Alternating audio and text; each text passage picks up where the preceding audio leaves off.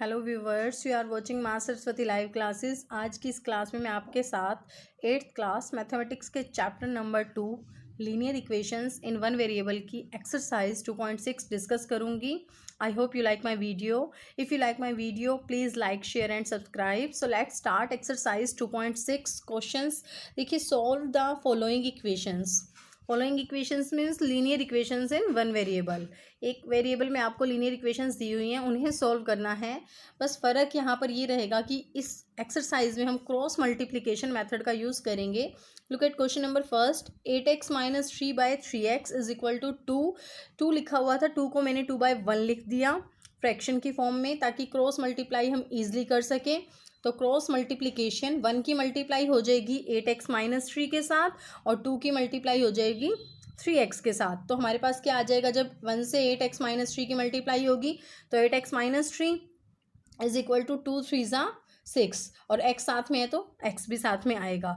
तो 2 और 3x की मल्टीप्लाई हो जाएगी 6x। अब हम वही काम करेंगे, arrangement of variables means variable वाली टर्म एक साइड आ जाएंगी और कॉन्स्टेंट दूसरी साइड्स। तो मीन्स जो 6x राइट साइड में है वो लेफ्ट साइड में जाएगा तो वो माइनस का हो जाएगा, और माइनस का 3 लेफ्ट साइड से राइट साइड में जाएगा तो वो प्लस का हो जाएगा। 8x minus 6x is equal to 2x is equal to 3। अब 2x के साथ मल्टीप्लाई है तो राइट साइड में जाके डिवाइड होगा, तो x की वैल्यू यहाँ से 3/2 आ जाएगी। Now come to question number 2। 9x/7 minus 6x is equal to 15। तो 15 को भी 15/1 लिख रखा है मैंने। क्रॉस मल्टीप्लाई करेंगे हम, क्योंकि हमें फ्रैक्शन की फॉर्म जब दे रखी होती है और इक्वल में कोई भी कांस्टेंट दे रखा होता है तो उसके अपॉन में हम 1 लगा के क्या करते हैं, क्रॉस मल्टीप्लिकेशन कर लेते हैं और वो ईजिली फिर हम वेरिएबल की वैल्यू निकाल लेते हैं। तो 1 की मल्टीप्लाई 9x से होगी तो 9x के बराबर हो जाएगी। 15 की मल्टीप्लाई 7 माइनस 6x के साथ करेंगे हम, तो फर्स्ट टाइम हम 15 की मल्टीप्लाई 7 से करेंगे। 15 7 ज़ा 105, फिर माइनस 15 6 ज़ा 90 और x साथ में है तो 15 और 6x की मल्टीप्लाई हो जाएगी 90x। तो क्रॉस मल्टीप्लाई करने पर हमारे पास ये आ गया। अब जो 90x माइनस का है राइट साइड में वो प्लस हो जाएगा, लेफ्ट साइड में जाएगा तो 9x plus 90x is equal to 105। तो अब हम इनको सॉल्व कर लेंगे। 9x और 90x को ऐड करेंगे, 99x के बराबर आएगा इज इक्वल टू 105। अब 99 यहाँ मल्टीप्लाई हो रहा है लेफ्ट साइड में x के साथ, तो राइट साइड में जाके डिवाइड हो जाएगा, तो 1x की वैल्यू आ जाएगी 105/99। ये 3 की टेबल से दोनों कैंसिल हो रहे हैं। 3 3 ज़ा 9, 3 5 ज़ा 15 बाय 3 3 ज़ा 9, 3 3 ज़ा 9। तो 3 से दोनों जो है हमारे कैंसिल हो गए और x की वैल्यू हमारे पास आ जाएगी 35/33। Now come to question number 4। Question number 3 आप खुद से ट्राई करेंगे, इन्हीं 2 क्वेश्चंस के जैसा है, वो इजिली आप कर लेंगे। क्वेश्चन नंबर 4 देखिए, solve 3y plus 4/2 minus 6y is equal to minus 2/5। अब हमें ये ऑलरेडी फ्रैक्शन दे रखी है, ठीक है, तो इसलिए हमें 1 लिखने की ज़रूरत नहीं है, फ्रैक्शन की फॉर्म हमें मिली हुई है। तो हम करेंगे क्या, दोनों साइड फ्रैक्शन की फॉर्म है तो क्रॉस मल्टीप्लिकेशन करेंगे हम। क्रॉस मल्टीप्लिकेशन मीन्स 5 की मल्टीप्लाई हो जाएगी 3y प्लस 4 के साथ और -2 की मल्टीप्लाई हो जाएगी 2 माइनस 6y के साथ। तो चलिए देखते हैं, 5 की मल्टीप्लाई 3y के साथ करेंगे, 5 3 ज़ा 15, y साथ में आ जाएगा तो ये आ गया 15y। फिर प्लस के 4 और प्लस के 5 की मल्टीप्लाई हो जाएगी 5 4 ज़ा 20 इज इक्वल टू, अब -2 और प्लस के 2 की मल्टीप्लाई हो जाएगी माइनस का 4, फिर -2 और माइनस के 6y की मल्टीप्लाई हो जाएगी प्लस का 12y। अब हमारा नेक्स्ट स्टेप वही है, अरेंजमेंट करेंगे।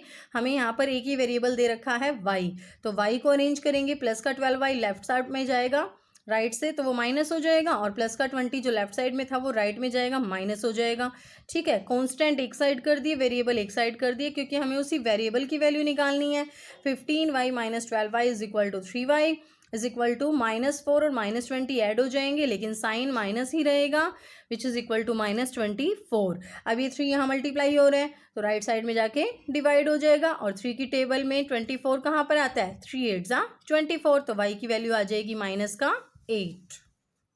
देखिए, y इज इक्वल टू -24/3, 3 8 ज़ा 24, तो y इज इक्वल टू -8। तो इस तरीके से y की वैल्यू निकल गई।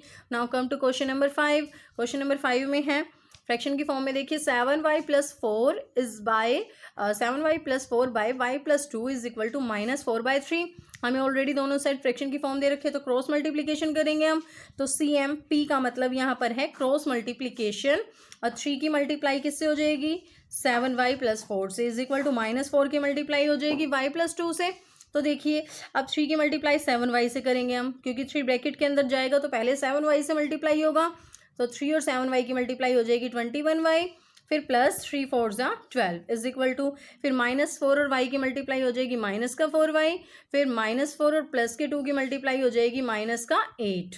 अब वही काम करेंगे हम, वेरिएबल्स एक साइड और कांस्टेंट दूसरी साइड, तो माइनस का 4y जो है प्लस हो जाएगा, राइट साइड में जाएगा, तो 21y plus 4y is equal two plus का 12y लेफ्ट से राइट में जाएगा तो माइनस हो जाएगा, -8 और -12 दोनों ऐड हो जाएंगे, लेकिन साइन माइनस का रहेगा, which is equal to minus का 20। तो 25y इज इक्वल टू -20। अब 25 यहाँ y से मल्टीप्लाई हो रहा है तो राइट साइड में जाके डिवाइड हो जाएगा, तो y की वैल्यू क्या निकल आएगी, -20/25, और 5 की टेबल में दोनों कैंसिल हो रहे हैं, क्योंकि 5 की टेबल में 20 भी आता है और 25 भी, 5 4 ज़ा 20, 5 5 ज़ा 25, तो y की वैल्यू यहाँ से क्या आ गई, -4/5 आ गई। Now come to question number 6। Question number 6 देखिए क्या कहता है, the ages of Harry and Harry are in the ratio 5:7। तो हरी और हैरी की जो एज है उसका रेशियो में दे रखा है 5:7। 4 years फ्रॉम नाउ, अब से 4 साल के बाद, the ratio of their edges will be 3:4। जो उनकी आयु थी उसका रेशियो होगा 3:4। अब से 4 साल के बाद उनकी एज ज़्यादा ही होगी।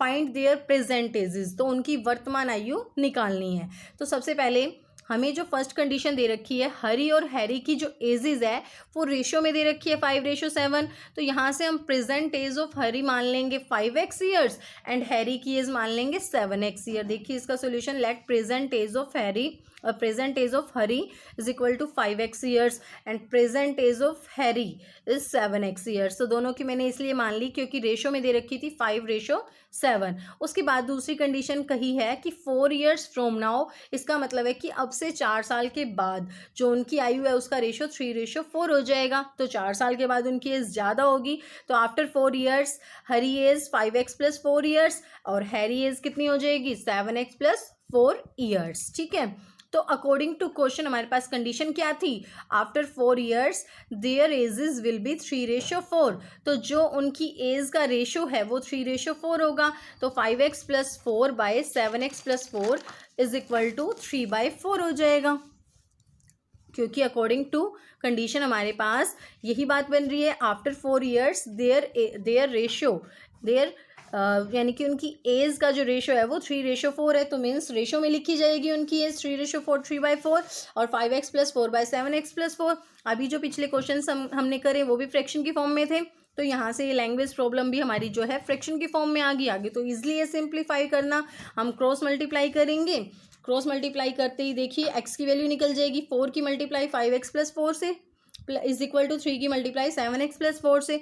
अब 4 की मल्टीप्लाई 5x से करेंगे 20x आ जाएगी, प्लस 4 की मल्टीप्लाई 4 से 16 आ जाएगी, इज इक्वल टू 3 और 7x की मल्टीप्लाई 21x प्लस 3 और 4 की मल्टीप्लाई 12। अब वही काम, arrangement of variables and constants, constant एक साइड वेरिएबल्स एक साइड, 21x लेफ्ट साइड में जाएगा माइनस हो जाएगा, प्लस का 16 राइट साइड में आएगा तो माइनस हो जाएगा।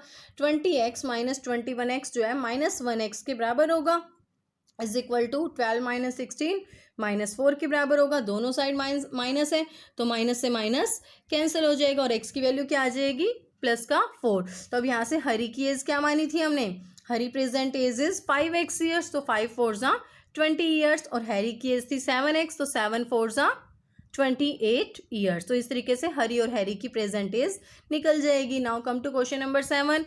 The denominator of a rational number is greater than its numerator by 8। Rational number है, उसका जो डिनोमिनेटर है वो न्यूमरेटर से 8 बड़ा है, ज़्यादा है। अगर न्यूमरेटर में x मान लेती हूँ तो डिनोमिनेटर क्या हो जाएगा, x + 8 हो जाएगा। तो इस फर्स्ट लाइन के अकॉर्डिंग ये कंडीशन बन जाएगी, if the numerator is increased by 17 and denominator is decreased bye 1। अगर न्यूमरेटर 17 बढ़ जाए और डिनोमिनेटर 1 कम हो जाए, डिक्रीज हो जाए, then the number obtained is 3/2। तो जो रैशनल नंबर बनेगा वो 3/2 होगा। फाइंड रैशनल नंबर, तो वो रैशनल नंबर फाइंड आउट करना है। तो रैशनल नंबर फाइंड आउट करने से पहले हम न्यूमरेटर मानेंगे, let numerator should be x। ठीक है, और डिनोमिनेटर क्या था, denominator of rational number is greater than its numerator by 8, denominator numerator से 8 ज़्यादा था, therefore denominator is equal to x plus 8। So rational number क्या होगा, numerator by denominator, x by x plus 8। अब according to question x plus 17, क्योंकि ये second line में लिखा हुआ है if the numerator is increased by 17, अगर न्यूमरेटर इंक्रीज हुआ तो न्यूमरेटर जो हमने x माना था तो x में 17 ऐड हो जाएगा, और डिनोमिनेटर हमारा x प्लस 8 था वो डिक्रीज होगा 1, तो उसमें से 1 माइनस हो जाएगा और नंबर हमारे पास क्या आएगा 3/2। तो ये अकॉर्डिंग टू क्वेश्चन कंडीशन बन जाएगी। अब इसको सिंप्लीफाई करेंगे, x plus 17 by x plus 7 is equal to 3/2, fraction की फॉर्म है, क्रॉस मल्टीप्लीकेशन करेंगे हम, तो 2 की मल्टीप्लाई 7 इससे करेंगे हम, x प्लस 17 के साथ 2 और x की मल्टीप्लाई 2x हो जाएगी, प्लस 2 और 17 की मल्टीप्लाई 2 17 की मल्टीप्लाई हो जाएगी 34 इज इक्वल टू 3x की मल्टीप्लाई 3x प्लस 3 7 ज़ा 21।